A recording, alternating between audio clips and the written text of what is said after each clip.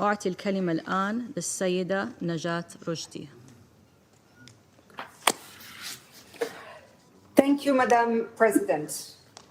Madam President, the past month, the violence and suffering experienced by the Syrian people have reminded us all of what is at stake as diplomatic efforts continue on Syria. Syrians still face acute and internationalized conflict. In recent days, we have seen multiple rounds of pro-government airstrikes in the northwest. We have received deeply worrying reports of a strike on a market in northwest Syria, reportedly killing and wounding civilians. Russia states that strikes were carried out on command posts of illegal armed formations, liquidating militants and arms depot in the Idlib de-escalation zone. We have also seen multiple drone strikes from areas controlled by listed terrorist group Hayat Tahrir al-Sham into government-controlled areas, reportedly also killing and wounding civilians. Meanwhile, regular exchanges of mortar, rockets, and artillery have continued across front lines. We have also seen many other concerning incidents, reports of Turkish drone and artillery strikes on SDF and Syrian government positions, as well as civilian infrastructure. SDF shelling of Turkish positions, Israeli airstrikes, security incidents in southern and central Syria, and ongoing attacks by illicit terrorist group. Special Envoy Pedersen has raised with key actors in the Ceasefire task force in recent days the need for restored and sustained calm. Ultimately, we need a nationwide ceasefire in line with Security Council Resolution 2254. Syrians face an ever-worsening humanitarian crisis. As I stressed to the Humanitarian Task Force this week in Geneva, Syrians' needs must be at the center of our approach, and humanitarian action must be depoliticized. This means sufficient resources. We are grateful for the solidarity shown and generous pledges made in the Brussels conference to support operations in all areas of Syria. And we need swift disbursement too. This also means access via all modalities, including cross-line and cross-borders. We welcome the recent cross-line convoy into northwest Syria. As we approach the expiration of this Council's cross-border resolution, let me underline the words of the Secretary General, who has repeatedly called for a 12-month extension, as well as the need for assistance to be provided across all pillars of the humanitarian response plan, including enhancing early recovery. This also means sanctioning states should continue to build on the moves they made in response to the earthquakes and step up efforts to counter overcompliance. Let me note that more children than in the past crossed combat lines to take exams this past month, a welcome development, which signals that all sides have it within themselves to depoliticize access to aid and services when they want. Madam President, Syrians still face an acute economic crisis. The Syrian pound stabilized for a short period in June, but ordinary Syrians continue to grapple with rising inflation and energy and fuel shortages. Syrians from all quarters and all backgrounds are affected, feeding into rising needs across the country. The tragedy of the detainees, the disappeared, and the missing continues.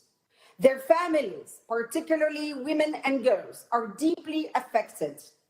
Many are looking to the General Assembly vote today with hope that a new entity dedicated to the issue of missing persons in Syria could bring some measures of relief to families across Syria and outside of it who have been demanding their rights to know the truth. Having said this, let us also remember that thousands remain subject to arbitrary detention and at risk every single day. We continue to call for releases unilaterally and at scale without delay.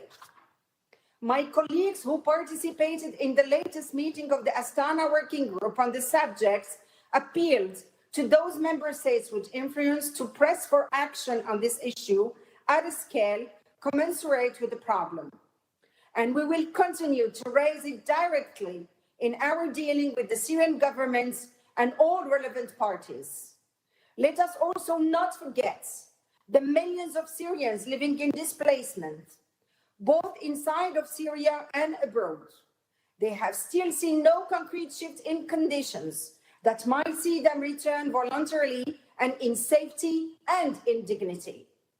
Many Syrians were among those who tragically drowned recently when an overcrowded boat sank in the Mediterranean Sea. A tragic reminder to all of us of what hopelessness can bring.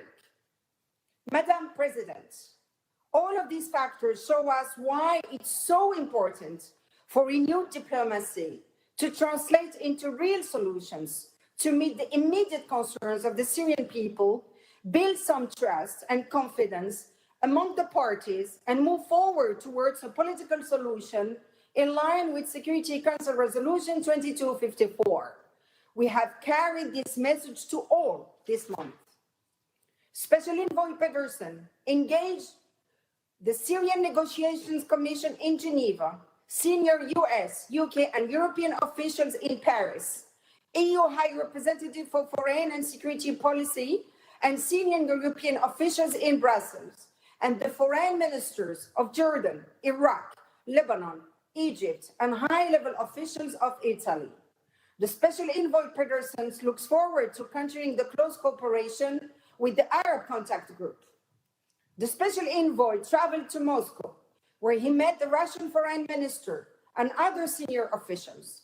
He attended the high-level meetings in Astana, where he met with Deputy Foreign Ministers of Iran, Russia, Turkey, and the delegations of the Syrian government and Syrian opposition.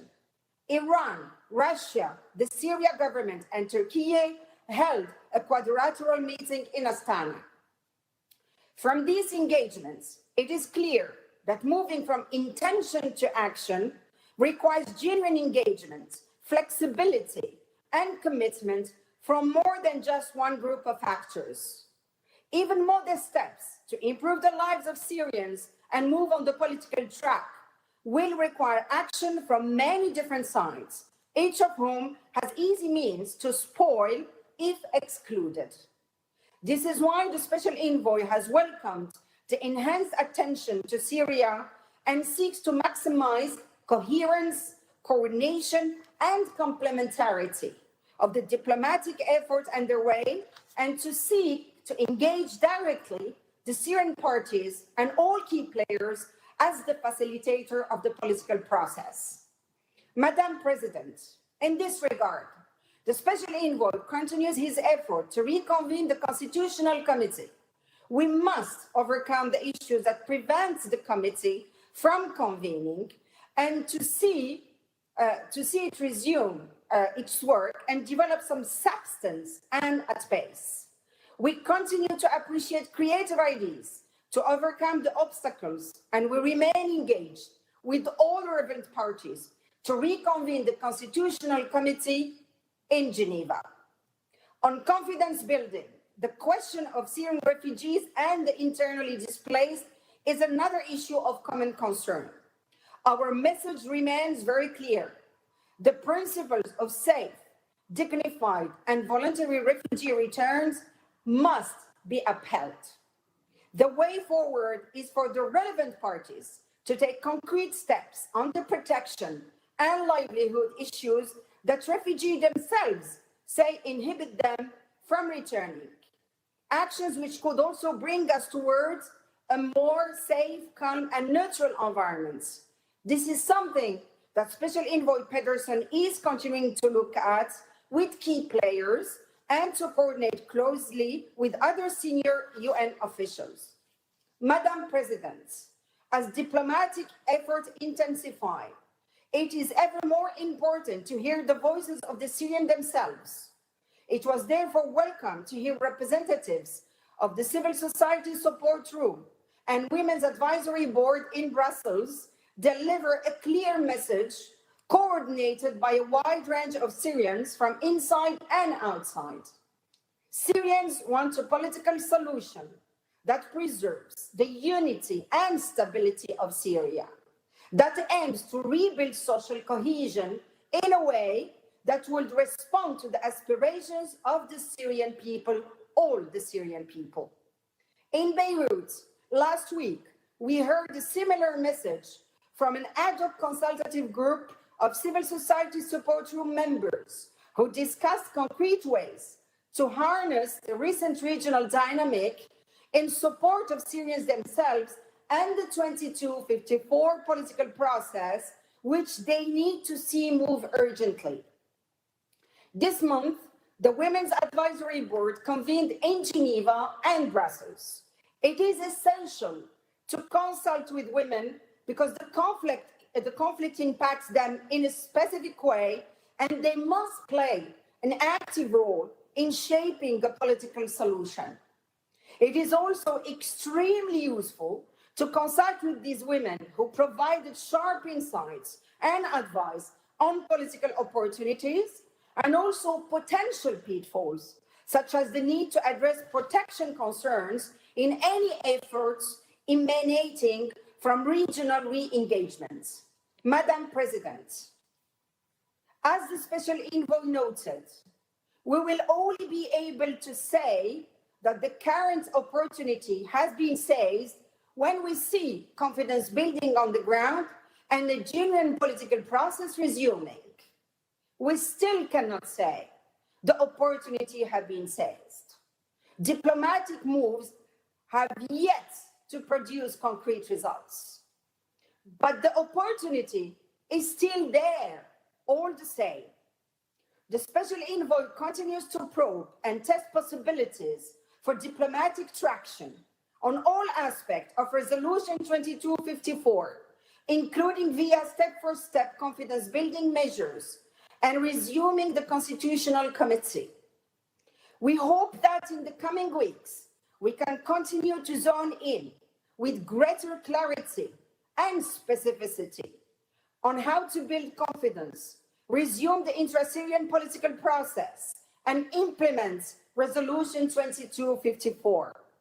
We look forward to continuing our engagements with the Syrian parties and with the Arab, Astana, and Western players on these issues to promote coordination and move towards a Syrian-led and Syrian-owned political resolutions that restores Syria's sovereignty, independence, unity, and territorial integrity, and meets the legitimate aspirations of the Syrian people, all the Syrian people.